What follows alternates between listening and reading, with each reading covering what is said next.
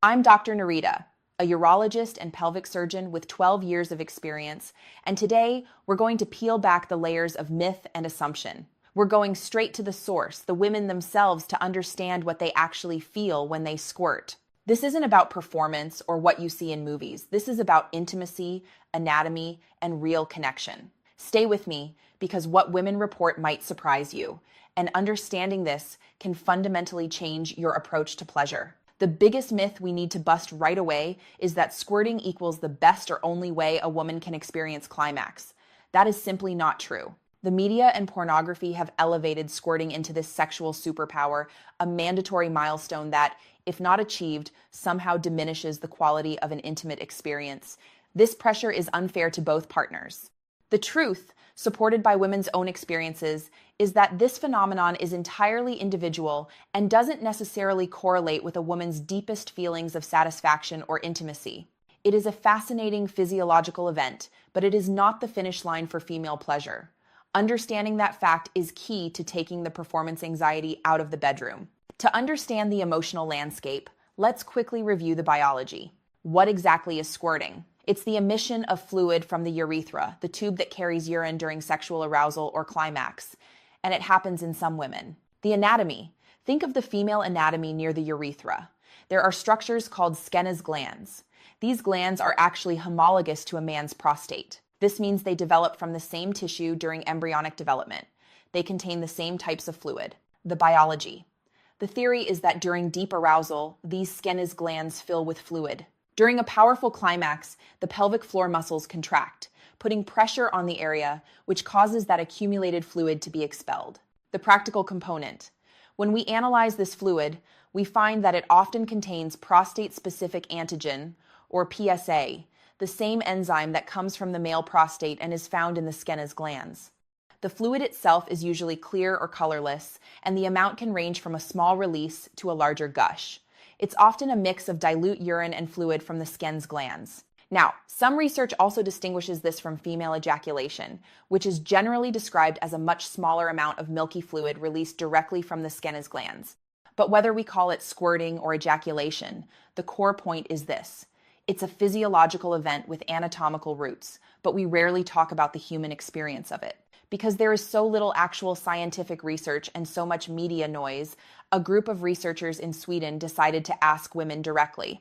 They interviewed 28 women who identified as squirters to understand their real-life experience. What they found were 3 prevailing themes, a true spectrum of human emotion. Before we dive into the countdown, if you believe in replacing sexual myths with medical facts, please hit that like button and subscribe.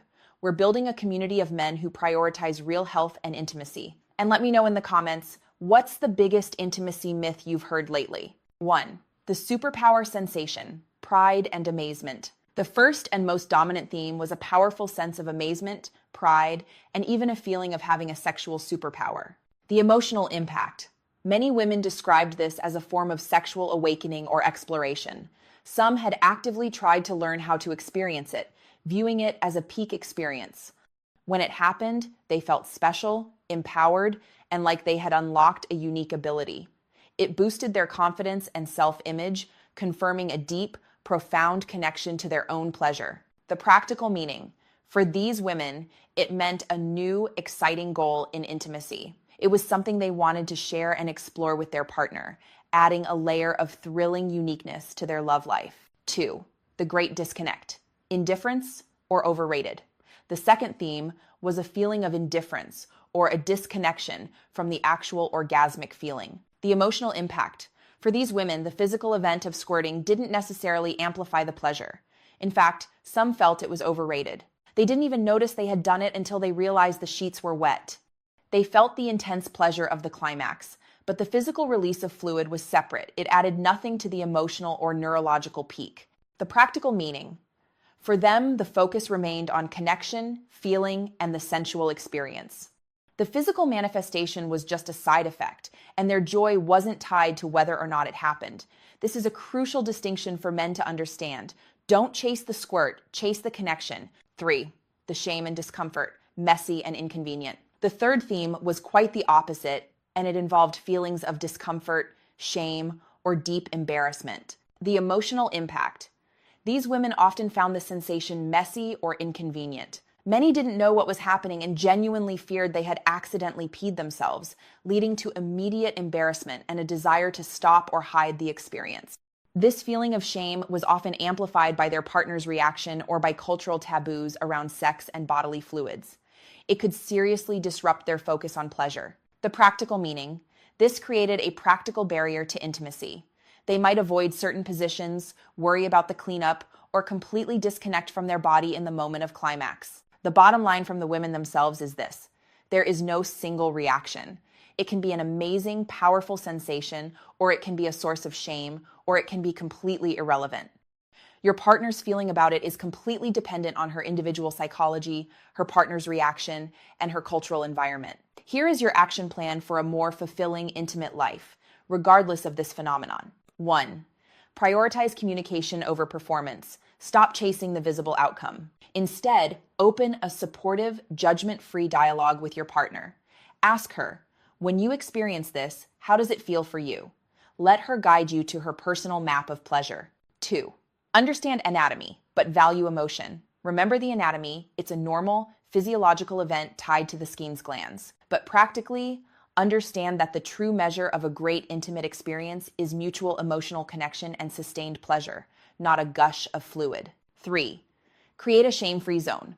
If your partner experiences this and is embarrassed, your reaction is critical. Don't make a fuss, don't pressure her, and certainly don't celebrate it like a trophy. Simple reassurance that it's perfectly normal and okay will do more for her pleasure and your connection than any performance pressure ever could. Gentlemen, what you need to take away is that squirting is completely normal, but it is not a prerequisite for intense pleasure. Some women do it, some don't, and those who do often have profoundly different feelings about it. It doesn't mean your experience is better or worse. True intimate vitality is found in connection, in communication, and in letting go of media expectations.